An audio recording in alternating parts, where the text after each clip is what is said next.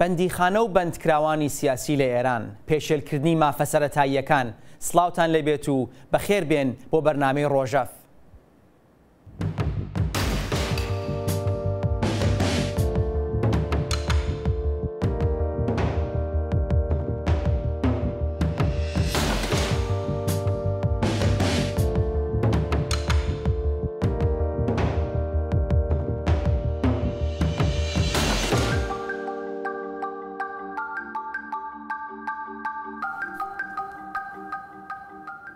راپۆرتگەلی ڕێکخراوەکانی مافەکانی مرۆڤ ڕەوایەتی بەندکراوانی سیاسی چ لە ڕێگای نامە لە نێوخۆی زیندانەوە و چ دوای ڕزگاربوونیان لە بەندیخانە و هەروەها گەواهیدانی کارمەندانی پێشووی دەستگا حکوومەتیەکان هەموو نیشانی دەدەن کۆماری ئیسلامی بە شێوازێکی داڕێژرا و بەردەوام زیندانیەکان ئەشکەنجە دەدات و مافە سەرەتاییەکانیان پێشێل دەکات. زیندانیان تەنیا تا کاتی دانپێدانان دژی خۆیان یان دەرکاندنی چالاکیەکان و پەیوەندیەکانیان ئەشکەنجە دەدرێن یان پێشێلکاریەکان لە زیندان تا کۆتایی بەردەوامە.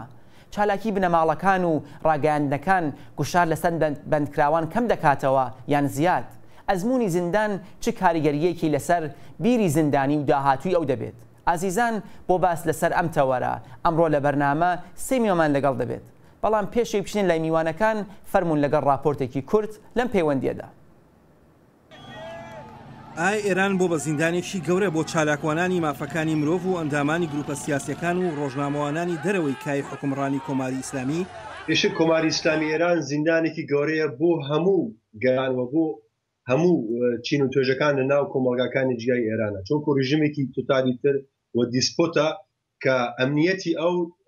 گرێداوە بە پاوانی زیاتر بەسەر کۆمەڵگا و پاوانی زیاتر بە هەر جوڵەیەکی ئازادانە و ئازادیخوازانە کە هەبێت. ئەمەنەسی ئینتەرناشناڵ نیگەرانە بەرامبەر ڕادەی ترسناکی پێشەلکاریەکان لە ناو زیندانەکانی ئێران دژی هاوڵاتیانی خۆی. اقدامات فوری و بیانی ئەوان داوای چالاکی بە پەلە دەکەن و بەیاننامە بڵاو دەکەنەوە. هەمیشە دەینێرن بۆ نەتەوەی گرتووەکان و راپۆرتی تایبەتی لەسەر دەکەن. لەوانە راپۆرتی تایبەتی ئەشکەنجە و توندوتیژی لەگەڵ زیندانیان. هاوکات ئەم راپۆرتانە دەنێردرێت بۆ ئەو وڵاتانەی لەگەڵ ئێران سەبارەت بە مافەکانی مرۆڤ و توێژ دەکەن.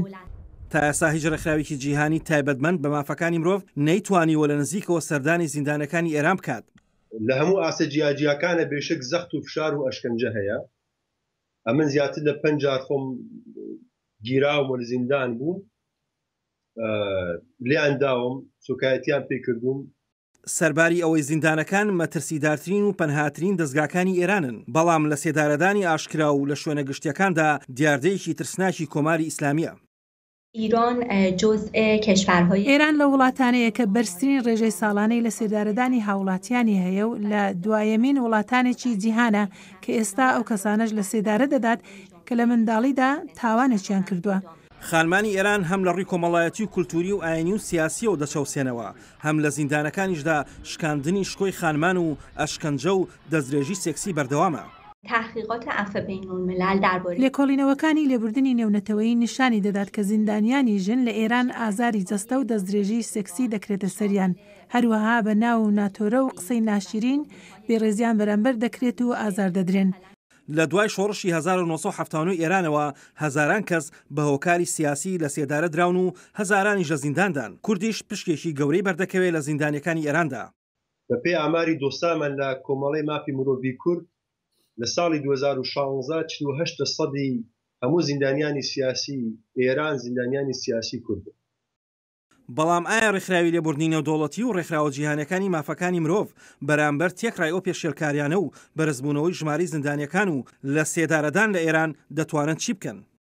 لە ڕاستیدا ڕێکخراوەکەمان پێکاتوە لە 7 میلیۆن چالاکوانی مافەکانی مرۆڤ لە هەموو جیهاندا کە دوا بە دوای هەر بەیاننامەیەکی ئێمە دەست دەکەن بە نامەناردن و پەیوەندیکردنی تەلەفۆنی و ڕێخستنی ناڕزایی بەرامبەر بە باڵۆزخانەکان تا گوتارێک لەسەر بەرپرسانی ئەو وڵاتە دروست بێت کە مافەکانی مرۆڤ پێشێل دەکەن. سەرباری بەردەوامبوونی پێشێلکاری و زیندانی و لە سێدارەدان لە ئێران و هاوکات تا دێ ڕێکخراوە جیهانەکانی وەک لێبوردنی نێودەوڵەتی و ئاژانسی مافەکانی مرۆڤی سەر بە نەتەوەی گرتوەکان راپۆرت لەسەر راپۆرت بڵاو دەکەنەوە. بەڵام ئایا ئەم هەڵوێستانە بەسە بۆ کۆتایی هێنان بە نەهامەتیەکانی هاوڵاتیانی ئێران؟ ئاسۆ جەبار، دەنگی ئەمریکا. میوانەکانی بەرنامەم حوتە کە لە ڕێگای سکایپۆ لەگەڵمان دەبن بریتین لە بەڕێزان خاتو زێنەب بایەزیدی چالاکی سیاسی و زیندانی سیاسی پێشوو، بەڕێز مەسعودی کورتپور ڕۆژنامەوان و چالاکی مافەکانی مرۆڤ و زیندانی سیاسی پێشوو، بەڕێز ناسر ساڵحی ئەسڵ چالاکی سیاسی و زیندانی سیاسی پێشوو. بەخێرهاتنی هەر سێمیوانی بەرنامە دەکەم و لەسەر ئیزنیان لەگەڵ خاتو زێنەب دەست پێ دەکەین. خاتو زێنەب بەڕێزت بۆ ماوەی 4 ساڵ و نیو لە زیندان بوون و ماوەیەکی درێژیش با بڵێن لە گرتوخانەکانی ئیتلاعات بوون لە مەهابات و دیارە گوشا زۆر لەسەرتان بووە. ئەگەر بگێ بە کورتی ئاماژە بدەن بەوە کە ئێوە لە کاتێکە لە گرتوخانەی ئیتلاعاتی ئێران بوون ئەشکەنجە دراون بۆ ئەوە کە ئەو شتێکی ئەوان دەیانەوێ پێیان بڵێن و دوای ئەوە کە حکمتان درا و چوونە زیندان و لەوانە زیندانی زەنجان ئەم ئازارانە بەردەوام بوویاننا. بەڵێ سەرتا سلااو ڕێزم هەیە بۆ ئێوە بێنەرانی بەڕێستان تاشایت. ڕاستیەکەی کاتێک مرۆڤ ناوی زیندان ببیستێەوە بەتایبەت لە زیندان لە ئێراندا بەبێ ئەشکەنجە ناتوانانی باسی لێ بکەیت. ئەشکەنجە هەیە هەبووە و هەر ئێستاش بەردەوامە لە زیندانەکانی ئێراندا، بەڵام شێوازی ئەشکەنجە جیاوازە. هەر وەک لە راپۆرتەکانیشتاندا ئاماژەتان پێکرد ئەوەی کە چەندە دەنگ هەبێ پشتیوانی هەبێ لە دەرەوە بەرحاڵەوە تەسیری هەیە کاریگەری هەیە لەسەرەوەی کە ئەو ئینسانە بە چ شێوازێک ئەشکەنجە بکرێت. ئەشکەنجە دەتوانێت جسمی بێ، جنسی بێ، ڕۆحی بێ، بە هەر شێوازێک. بەڵام ئەوەی کە وەکو ئەشکەنجە ئێران بەکاری دێنێ مێتۆدی ئەشکەنجە جیا لە ئەشکەنجەی جسمی ئەشکەنجەیەکی یەکجار زۆری ڕوحیە. ڕاستە منیش لەژێر ئەشکەنجەی یەکجار زۆری ڕوحیدا بوومە. تەنانەت گواستنەوەی من بۆ زەنجان و تەبعیدم سەرەتا لە زیندانی زەنجان و دوایش بۆ زیندانی مەراغە هەمووی بە پێی ئەو پیلان و بەرنامە بوو کە من زیاتر بکەمە ناو ئەشکەنجەی ڕوحێەوە و تەنانەت ئەو کاتێکە لە ژێر بازجوویدا بووم وەکو هەر تاکە کەسێکی دیکەکە لە زیندانەکانی کۆماری ئیسلامیدا لە ژێر بازجوویدا دەبێت یا لە ئیتلاعات یا لە سپای فەرق ناکات. زۆر و زەختت دەکەنە سەر بۆی کە قسە بکەی بۆی کە ئەو شتێککە ئەوانە دەیان هێدانی پێدا بنی بۆ شێوازێک کە ئەوان چاوەڕوانیان هەیە. بۆ یەش ئەوانە هەموو بەشێکن لەو ئەشکەنجانە و تەبعیدکردن، دوورخستنەوە لە بنەماڵە، دوورخستنەوە لەو شاری خۆت لەو شوێنێک کە بۆ خۆت لێی ژیاوی و یا ئاشناتێکی زیاترت لەگەڵ هەیە بۆ شوێنێکی کە ئاشناتیت لەگەڵینی هەمووانە ئەشکەنجە دەبواری ئەشکەنجە دەگرێتەوە. زۆر سپاسان دەکەم. کاک مەسعود بەڕێزت لەگەڵ ئەوەی کە زیندانی سیاسی بووی مامۆستا بووی لە ئێران کای ڕاگەاندنت کردووە وەک چالاکێکی مافەکانی مرۆڤی دەناسرەی بۆ هەواڵناردن سەبارەت بە پێشێلەکان لە کوردستانی ئێراندا. بەڕێزت ئەگەر دیبێتت لە راپۆرتەکەی لێبوورنیونەتەوەیدا ئاماژە بەوە دراوە کە ئەشکەنجە و ئازار لە زیندانەکان و گرتوخانەکان ئیتلاعات و سوپای پاسەران بەردەوامە. ئەو ئەزمموی ئێوە چۆن بوو؟ ئایا ئەو ئازارانە کە دەکوترێت لەو راپۆرتانەدا هەر دەقاودەق ئەزمون دەکرێت زیندانەکان ئەزمموی دەکەن یان ئەمە جۆرێک گەورەکردنەوەی بابەتەکەیە؟ ڕێز و سڵام هەیە بۆ ئێوە جۆگرانی بەڕێز. دیارە ئەوەی کە لەو راپۆرتەکە داهاتۆ بەشێکی زۆری ڕاستە، بەڵام بەرئەساسی ئیتهامی ئەفراد، بەرئەساسی ئەوەی کە کەسایەتی ئەفراد، بەرئەساسی ئەوەی کە چۆن گیرابێ لە چۆ گیرابێ ئیتهامەکەی چی بێ، بەڕەساسی تەوای ئەوانە نەوعی بەرخوردی کە دەستگای ئەمنیەتی لەگەڵی دەکا تەئسیری هەیە لەسەر بارودۆخی زیندانیەکە. مەسەلەن کەسانێکی ناودار کە لە تاران دەگیرن زۆر بەرخوردەکان بەرحاڵ فەرقی هەیە لەگەڵ کەسانێکە لە مناتقی مەرزی دەگیرێن و بەرحاڵ بەرخوردیان لەگەڵ دەکرێت. یان نوعی ئیتهامەکە بەرحاڵ زۆری تەئسیر هەیە. لێرە لە مناتقێک کە سەر و سەدا کەمترە، چالاکی بواری مافی مرۆڤ کەمترە، وەکیلیان نییە زۆر لە متهمین، دیارە بەرخوردەکە دیارە تونتر دەبێت چونکە کەس ئاگادار نیە خودی هەر ئەو کەسێک کە گرتوێتی ئەو دەستگا ئەمنیەتی کە گرتوێتی دەتوانێت بەشتای خۆی بەرخوردی لەگەڵ بکە. بەڵام لە جێگاهایە کە سەر و سەدا هەیە بەرحاڵ تەحتی نزارەتی زۆرتری ڕاگەاندنی نێونەتەوەی هەیە، چالاکانی مافی مرۆڤی لێ، وەکیلی لێ، ئەوانە نزارەت دەکەن بەسەر زیندانەکاندا یا بەشێکە بخۆیان هەر لە زیندانن لە تاران دەبین کە زۆر وەکیل گیراون، ئەسڵەن ئوستادی دانیشگا گیراون. ئەوانە بەرحاڵ بەرخوردەکە لەگەڵ ئەوانە بە دەلیلی ئەوەی کە ڕاگەاندن دەوێت زۆرترە نەوعی بەرخوردەکە فەرق دەکا. بۆیە لە مەناتقی کوردستانی خۆمان بەداخەوە بە دەلیلەوەی کە ئەساسەن چالاکی مافی مرۆڤ بەو سوورەتە وجودی نییە، نەزارەتی مەتبوعات و ڕسانەها و بەهەرحاڵ چالاکیانە وجودی نییە، دیارە ئەوانە هەمووی تەئسیری هەیە لێرە بەرخوردەکان شەدیدتر و تونترە و لە شارەکانی هەتا بەرزیتر بێ، بەداخەوە بەرخوردەکان زۆرترە. من بخۆم بەهەرحاڵ حدودی 4 ساڵ لە زیندان بووم، حدودی 8 زیندان چوم، 2 زیندان لە بۆکان، 4 لە زیندان لە مەهاباد، 2 زیندانی لە ورمێ چوم و ئەنواعی بەرخوردەکانم دیوە. ئەلبەتە بەرخورد لەگەڵ من دیارە بە دەلیلەوەی کە مامۆستا بووم و زۆرتر کاری ڕۆژنامەوانیم کردو و بەهەرحاڵ فەرقی بۆ لەگەڵ کەسانی دیکە، وەلی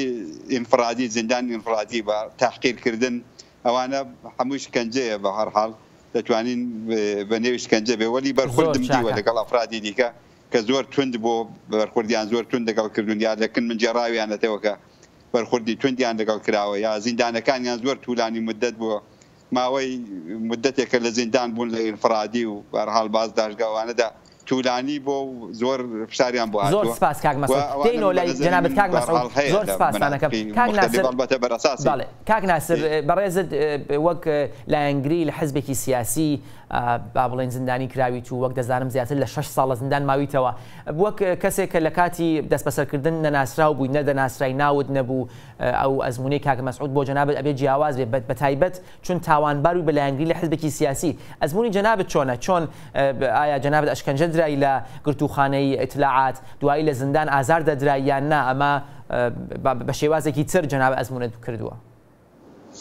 من ڕێز و سڵاوم هەیە بۆ بیسەراون بینەرانی بەرنامەکان و مادومدن نەبوونی ئێوەی بەڕێزان. دیارە لە کوردستاندا بەتایبەتی لە ڕۆژهەڵاتی کوردستاندا دەستی هێزە ئەمنیەتەکان بۆ گرتنی کەسانی چالاکی سیاسی یا فەرهەنگی دەستیان ئاواڵاترە، یعنی ئەوان هەموو بەرخوردێک لەگەڵ ئەو جیراوان دەکەن. من کە لە شاری سنە گیرام بە ئیتهامی هەواداری لە حزبی دموکراتی کوردستانی ئێران گیرام لە دانشگا بوو کە گیرام شێوەی بەرخوردەکان هەم فیزیکی بوو هەم ڕۆحی بوو، یعنی لە ئیتلاعاتی سنە کە من لە ئیتلاعاتی سنە بووم بۆ ماوەی 5 مانگار کە لە ئیتلاعاتی سنە بووم، زۆر جاران بۆ ماوەی 7 ڕۆژ تا 14 ڕۆژ بێ ئەوەی دەنگێک ببیستم سرێوەیەک بیستم بزارم ڕۆژە یان شەوە بەو شێوەیە ئازاریان دەدام یا تۆهین کردم بوو. یعنی من بەتایبەتی شکنجە ڕۆحیەکانە زۆر ناخۆش بوو، من زۆر جار پێم خۆش بوو شکنجەی جسمانی بکرم نەگەوەی شکنجەی ڕۆحی بکرم.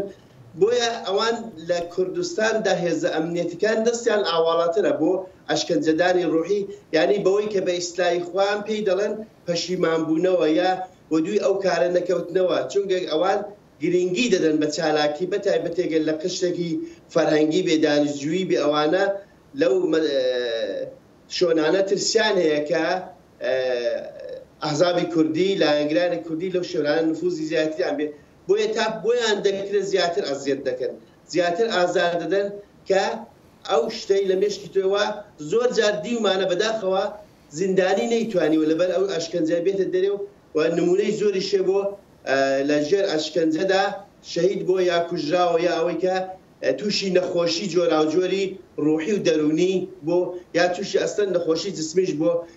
شوێنێک لە شوێنەکانی سەقەت بووە. بۆیە بەرخورد لە کوردستان لەلایەن هێزە ئەمنیەتەکانەوە دەستیان ئاواڵەترە. تەنانەت من ماوەی ئەو نزیکە و 5 مانگەی لە زیندانی ئیتلاعاتی سنە بووم، یەک جار بانگیان کردم بۆ دادگای ئینقلاب کە لە دادگای ئینقلابی سنەش ئەوەیان پێکردوتیان تۆ چونکە لە دایەگووی شارێکی پارێزگای ورمێ لە دایەگووی شاری بۆکانی دەبێت تۆ بنێرینەوە بۆ پارێزگای ورمێ لەوێ دادگا ڕەسیدەگی بەوەی تۆ بکاکە من کتم دانیشتجوویەکم بۆ منیان گرتووە، چونکە هیچ بەدرێکە ماوەیە 5 مانگە بن ئەزیەت دەکەن تێمە هیچمان پێ ناکرێت و ئەوە دەستگا ئەمنیەتەکانت دەزانن. زۆر سپاس. خاتو زێنەب، وەک ژنێکی زیندانی بەحسی ئەوە هەیە کە ئەو تەجروبە ئەو ئەزمونە کە ژنێک ئەیکا لە پیاوێ جیاوازە، چ شێوازی ڕوانینی کۆمەڵگا، چ شێوازی هەڵسوکەوتی مامورەکان کە دەستیان کراوەترە بۆ ئازاردانی ڕۆحی و جەستەی زیندانی، ئەمە چۆن ئێوە لەگەڵ چۆن تەجربەتان لەو بارەوەی هەیە و چەند ژنبوونی ئێوە لە هەم لە گرتوخانە هەم دواتر لە کۆمەڵگا لایەن بنەماڵەوە کاریگەری هەبووە لەسەر تاڵتربوونی ئەزمونەکەتان؟ ڕاستە وەکو بەهۆی ژمبوونەوە لەگەڵ وەدا کە لە کۆمەڵگادا فشارەکە زیاترە لەسەر ئینسان کاتێک دەکەوی وەکو ژنێکی نۆرماڵی ناو کۆمەڵگادا کە هەموو ئەرف و عادەتەکان ڕعایەت بکەیت و بەس چاو بگری دیسانەکانی فشار و ئەوێت ئەو بڵین تەبعیز و نابەرابەریەکە هەیە لە کۆمەڵگادا لەلایەن سیستەمەوە لەلایەن کۆمەڵگاوە لەلایەن بنەماڵەوە هەمووی بە چەندین بەرابەرە تا چ بگابەوەی کە کاتێک کە ژنێک دەکەوێتە زیندان لە پیاوەکە قارەمانێک ساز دەکرێت ئەلبەتە بە خۆشحاڵیەوە لە کۆمەڵگای کوردەواریدا ئەو شتە تا ڕادەیەکی زۆر ئەوڕۆکانە دەتوانین بڵین چارەسەر بۆ ڕوانینەکان گۆڕاون بە نیسبەت پێشێ بنەماڵێ منیش هەروە ینی پێشوازێکی باشیان لێکردم بەهۆی وەی کە بەرحاڵ دەزانم کێشەکە ئاشنانە بە مەسەلەکە هەم لە ڕابردوودا هەم لە ینی ئەگەر لە هەر تاکێکی کۆمەڵگای کوردەواری بەپرسی ڕۆژانە سەرۆکاری هەیە لەگەڵ شتەیە تەجروبەی شتەی هەبووە یا لە مێژووی بنەماڵەکەیدا گەچاولەکەی حتمما کەسێکیان لە زینداندا بوو بەڵام ڕاستە بۆ ژن هەندێک قەزیەکە جیاوازە بەڵام ینی تێگەیشتن تا ئاستێک هەیە لەو شتە بەڵام بەواقعیت سەختترە بەهۆی وەی کە هەموو چاوەڕوانێکیان دیکەیان لە ژن هەیە بۆ نمونە مەسەڵەن شتێکە بوو هەندێک قسە هەبوو کە دەتوانم نمونێکی باس بکەم کە یەکێک لە نزیکانی خۆمان مەسەڵەن کاتە باسی کردبوو کردبووی کە من دەستگیر کرابووم کردبوو بۆ مەگە پیاو نەماوە ینی سیاسەتکردن چوونە ناو کۆمەڵگا بە دوای بیر و باوەڕێکی جیاوازدا ڕۆیشتن تەنانەت کە ئەخلاقیە ئەو مەسەلەیەکی زۆر ئەخلاقی و پەیوەندی بە هەر تاکێکی کۆمەڵگادا هەیە بە هەر تاکێکی کۆمەڵگا هەیە بەڵام سەرڕای ئەوەش دیسانەکانی وەک شتێکی پیاوانە دەبینرێ وەک کاتێک ژنێک دێ بەرامبەر ئەو عۆرف و عادەت کۆمەڵگا ڕادەوەستێ سەری هەڵدەدا سەر هەڵدەدا بۆ شتێکی جیاواز بۆ شتێکی کە تەواو بەحساب بڵین تا ئاستێکی زۆر پیاوانە دیتراوەوە بۆ تا عادەتێک لە ناو کۆمەڵگادا بۆ تا بیر و باوەڕەیەکی کەشتە ئەو شتە پیاوانەیە ئەو شتە نابێ خۆی لێدە شتێکی ژنانەیە بۆیش سەدا سەد شتەکە زۆرتر قوڵ دەبێتەوە ینی بڵین فشارەکان ئازێت و ئازارەکان و ئەو شتێکە لە بواری ڕوحیەوە کە بەسەرت دێ تەنانە دەگە بچینە بواری لە بەشی زیندان و ئەو شتانەشدا لە شێوازی هەڵسوکەوتی معموراندا کە ئەو شەبووانیش زۆر عادەت نییە خاتو زەنەب دینەوە ئەو بەشەی کە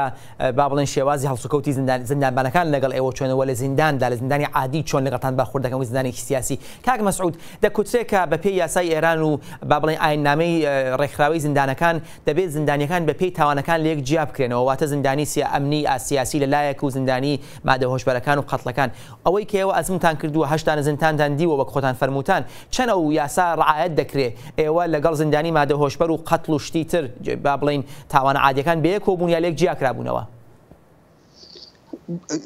بەتە لە پێشدا ئەوەت عرض بکەم کە دیارە لە قانونی کۆمەری ئیسلامیدا زیندانی سیاسی بەڕسمیان ناناسرێ ئەوەی کە بە عنوانی مخالف تەجیرە مخالفی سیاسی لە واقعدا تەبقی قانونی سازمانی زیندانها بۆ سوورەتە ئەعمال ناکرێت چونکە بەرحاڵ بە عنوان یەک مخالفی سیاسی کە بەرحاڵ عەلەیهی سیستم و نظامی مستقر اقدامی کردووە بەرخوردی لەگەڵ دەکرێت بە عنوانی زیندانیەکی ئەمنیەتی دەنا زیندانی سیاسی بەرئاساسی ئەسڵی 168 قانونی ئاساسی هەم دادگاکەی دەبێت جیاواز بێ هەم هەیئەت منسفەی لێبێ هەم قانونەن بەرخوردی لێ بکەن هەم یەکسری ئیمکاناتی بەرخوردار بێ بەڵام بەداخەوە زیندانیانی سیاسی حکوومەت نێوان دەنە زیندانی ئەمنیەتی کە عەلەیهی نظام اقدامی کردووە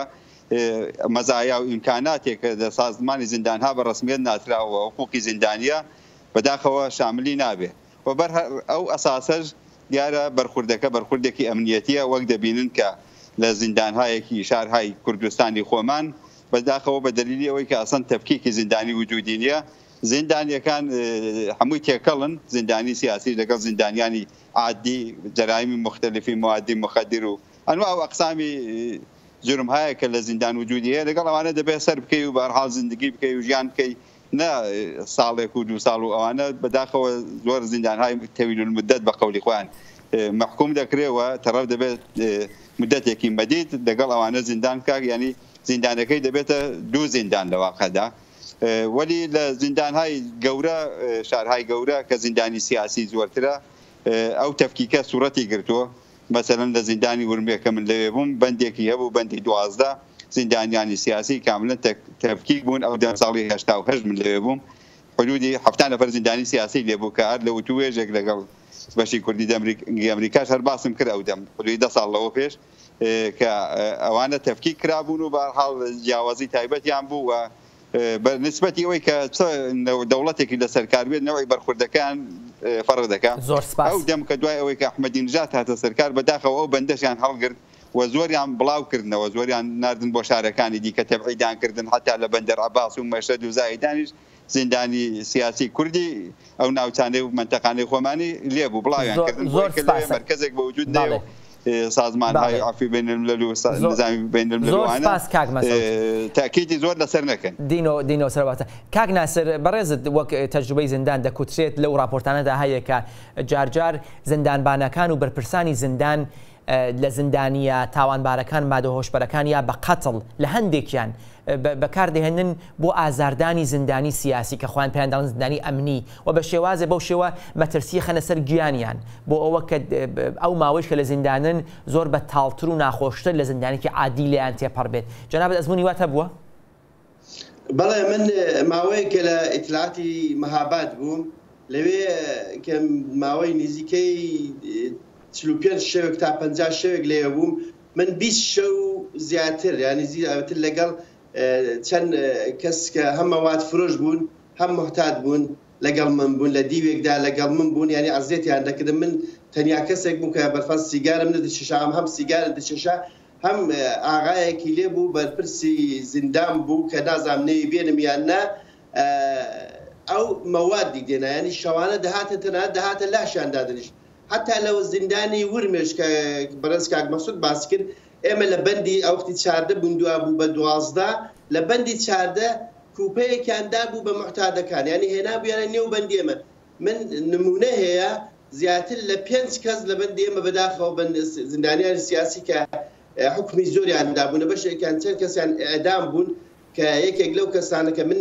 نێویشی دێنم مەهدی زالیە بەداخەوە لە زیندانی ڕزایی شار فەوتی کرد معتاد بوو بە معتادە مەهدی زیندانەیەکی سیاسی بە حکومەکەی ئێدام بوو دوای بەڕیان کرد بۆ زیندانی ڕزایی شار کە بە ئەو محتادە وای تەحسیل لێکرد لە زینداندا فەوتی کرد چەند کەسێکەش هەر لێی فەوتیان کرد یعنی ئازادانە لە بەندی ئێمە خەرید و فرۆشی مەواد دەکرا بە تایبەتی لە ئەوەندەی لە ماوەی لە زیندانی ورمێ بوون بە ئازادانە خەرید و فرۆشی مەواد نمونە عینی شەیەکە ئەگەر پێشتان باسی دەکەم زۆر سپاس خاتو زێنە بەنسبەتی زیندانی زەنجان ئێوە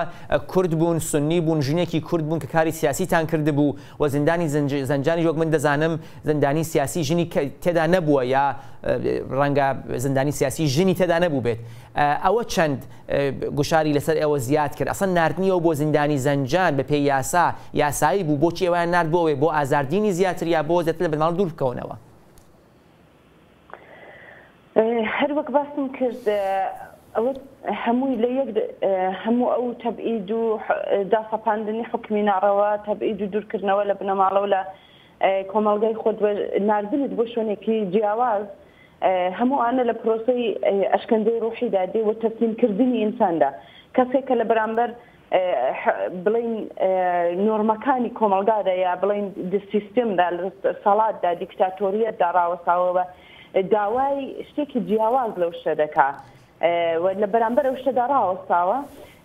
ئەوە بۆوان شتێکی قورسە و دەیان هەوێ بە هەر شێوازێک بێ ئەو بڵین سەرهەڵدەی ئەو ئینسانە کە سەری هەڵداوە لە بەرامبەر ئەو سیستەمەدا